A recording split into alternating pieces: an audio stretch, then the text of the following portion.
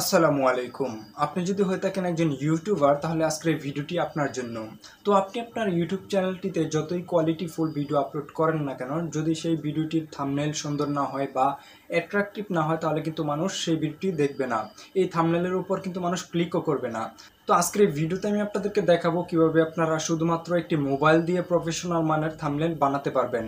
হ্যাঁ বন্ধুরা, আমি আপনাদেরকে এটা দেখাবো, তবে দেখানোর আগে আপনাদের কাছে ছোট্ট একটি রিকোয়েস্ট। আপনি যদি আমার এই চ্যানেলে নতুন হয়ে থাকেন তাহলে please hit the subscribe button, আর অলরেডি যদি সাবস্ক্রাইব করে থাকেন থ্যাংক ইউ সো মাচ। তো চলুন আজকের ভিডিও শুরু করা যাক। তো এর জন্য আপনারা প্রথমে যে কাজটি করবেন সেটি হচ্ছে আপনারা চলে যাবেন আপনাদের মোবাইলের প্লে স্টোরে। তো আমি আমার মোবাইলের প্লে স্টোরে চলে আসলাম। তো আপনারা যখন প্লে স্টোরে আসবেন, প্লে স্টোরে আসার পর সার্চ বারে যাবেন। সার্চ বারে যাওয়ার পর যেটি লিখে সার্চ করবেন সেটি হচ্ছে পিক্সেল ল্যাব, PIXELLAB। তো এই যে পিক্সেল ল্যাব এটি লিখে আপনারা কী করবেন, সার্চ করবেন।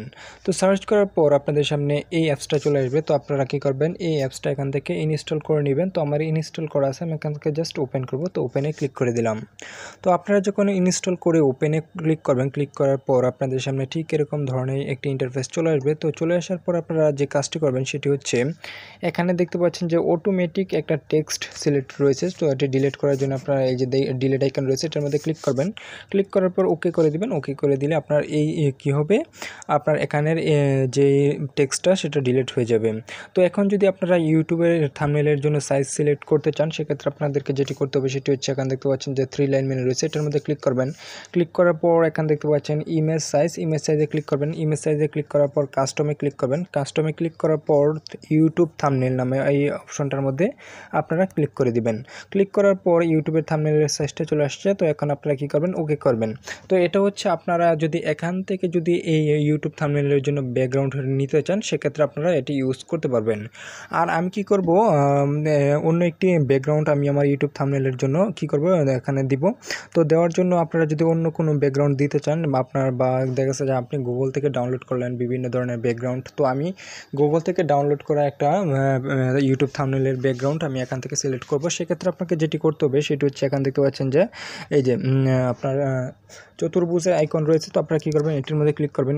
এটির মধ্যে ক্লিক করার পর এখানে দেখতে পারবেন যে এই যে একটু স্ক্রল করে ডান দিকে আসলে ফ্রম গ্যালারি নামে একটা অপশন রয়েছে।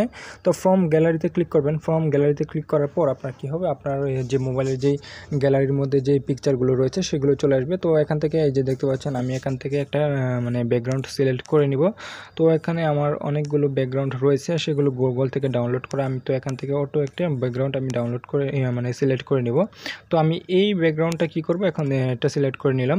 তো সিলেক্ট করার পর আমি যেহেতু ইউটিউব থাম্বনেইল বানাবো সেক্ষেত্রে আপনাকে যেটি করতে হবে সে দেখতে পাচ্ছেন যে এখানে 16:9। তো এই সাইজটার মধ্যে ক্লিক করবেন। ক্লিক করার পর এখানে এই যে টিক মার্কে ক্লিক করে দিবেন। টিক মার্কে ক্লিক করে দেওয়ার পর দেখতে পাচ্ছেন যে আমার কিন্তু এই ব্যাকগ্রাউন্ডটা চলে আসছে। তো এই ব্যাকগ্রাউন্ডটা চলে আসার পর এখন কি করব, আমি আমার একটা মানে পিকচার এখানে অ্যাড করব। সেক্ষেত্রে পিকচার অ্যাড করার জন্য আপনারা যে কাজটি করবেন আপনার মোবাইল থেকে পিকচার অ্যাড করার জন্য, তো দেখতে পাচ্ছেন যে মাঝের যে আইকনটা রয়েছে গোল, তো এই আইকনটার মধ্যে আপনারা ক্লিক করবেন।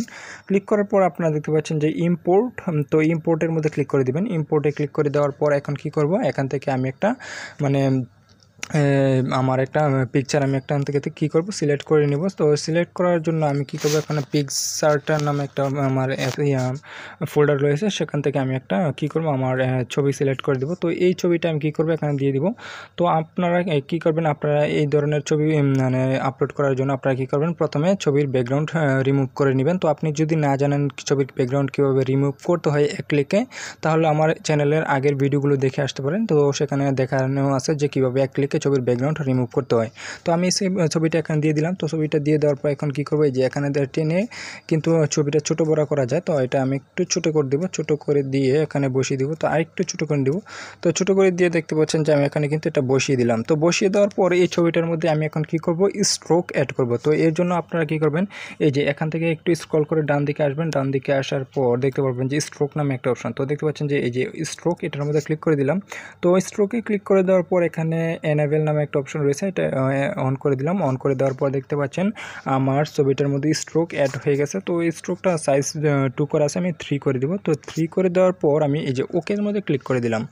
তো ওকেতে ক্লিক করে দেওয়ার পর এই ছবিটা কী করবো, আমি এখন লক করে নেব। তো লক করে নেওয়ার জন্য এই যে উপরের এই আইকনটার মধ্যে ক্লিক করবেন। ক্লিক করার পর এই যে দেখতে পাচ্ছেন যে এখানে আপনার লক আইকন রয়েছে, লক আইকনের মধ্যে ক্লিক করে দেবেন। ক্লিক করে দেওয়ার পর আবার এটার মধ্যে ক্লিক করবেন। তাহলে কিন্তু এই ছবিটা আমার এখানে কিন্তু লক হয়ে গেছে। এখন আমি যদি এটার মধ্যে টাচও করি তারপরে কিন্তু ওই ছবিটা নড়াচড়া করবে না।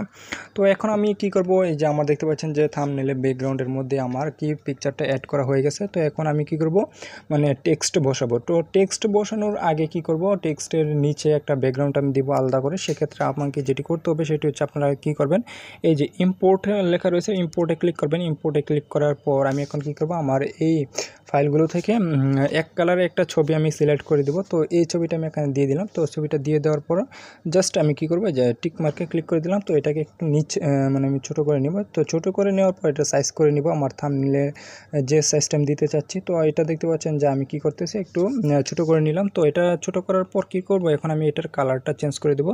তো কালারটা চেঞ্জ করে আমি এটা রেড করে দেবো। তো রেড করার জন্য আমি কি করব, একটু স্ক্রল করে দেখতে পাচ্ছেন যে এখানে আসলাম। তো আসার পর দেখতে পাচ্ছেন যে এখানে লেখা রয়েছে কালার।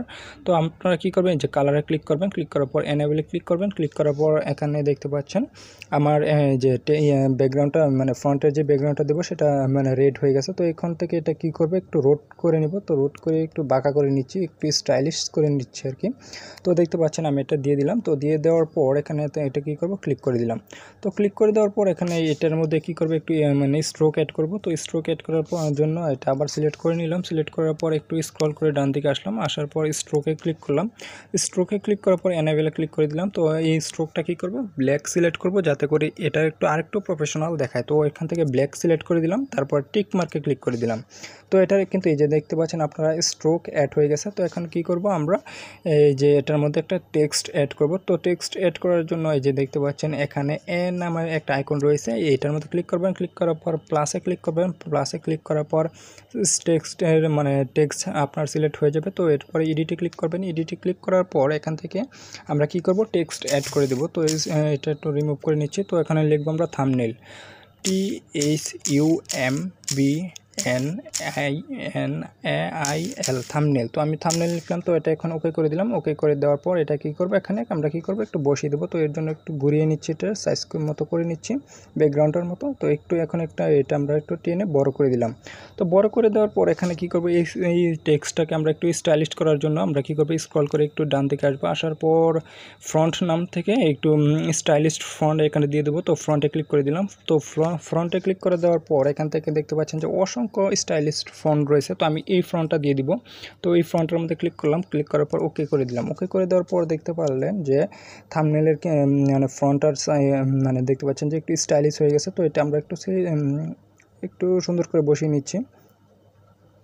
তো সুন্দর করে দেখতে পাচ্ছেন এখানে বসিয়ে দিলাম। তো থাম্বনেল লিখলাম। তো এখন কি করব, আরেকটা টেক্সট এখানে বসাবো। সেক্ষেত্রে আবার ব্যাকগ্রাউন্ড সিলেক্ট করে দেবো। তো সেই ব্যাকগ্রাউন্ড সিলেক্ট করার জন্য এই যে মাঝের এখানে ক্লিক করলাম। তারপরে ইম্পোর্টে ক্লিক করার পর আবার এক কালারে এই ব্যাকগ্রাউন্ডটা আমরা অ্যাড করে দেবো। তো এটার মধ্যে আবার টিক মার্ক করে দেবো।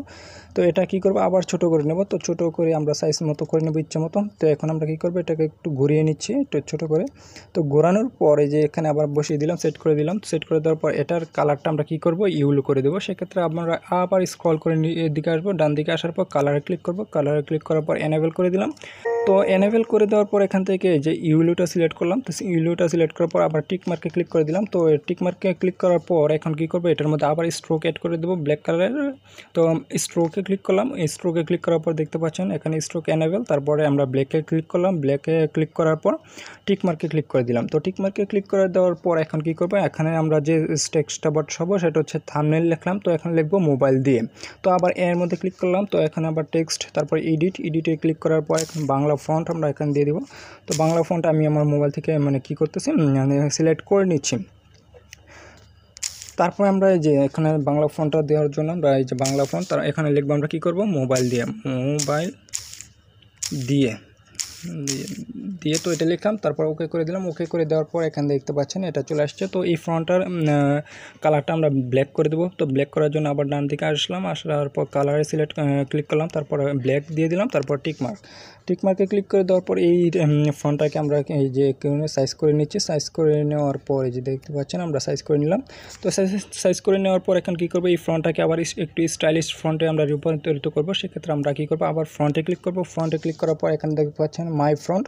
তো আমার মাই ফ্রন্টের মধ্যে অনেকগুলো ফ্রন্ট রয়েছে, সো সেটি আমি এখানে দিয়ে দিলাম। দিয়ে দেওয়ার পর ওকে করে দিলাম। ওকে করে দেওয়ার পর এখানে একটু টেনে আমরা বড় করে দিচ্ছি। তো দেখতে পাচ্ছেন আমার থাম্বনেলটা কিন্তু তৈরি হয়ে গেছে। তো এই যে আমার থাম্বনেলটা কিন্তু তৈরি হয়ে গেছে। তো এখন আমরা কি করতে পারবো, এই যে আমার থাম্বনেলটা পুরোপুরি কমপ্লিট। তো এই থাম্বনেলটা এখন আমরা ডাউনলোড করার জন্য বা সেভ করার জন্য যেটি করবো সেটি হচ্ছে উপরে মেমোরি আইকন রয়েছে, এটার মধ্যে ক্লিক করে দিলাম। তারপরে সেভ ইমেজ। তো দেখতে পাচ্ছেন এখানে সেভ টু গ্যালারি লেখা রয়েছে, এটার মধ্যে ক্লিক করে দিলাম। তো এটার মধ্যে ক্লিক করে দেওয়ার পর আপনাদের আমাদের থাম্বনেলটা কিন্তু সেভ হয়ে গেছে। তো এভাবেই কিন্তু আপনারা মোবাইল দিয়ে খুবই প্রফেশনাল মানের থাম্বনেল আপনারা বানাতে পারবেন। তো এই ছিল আজকের মতো।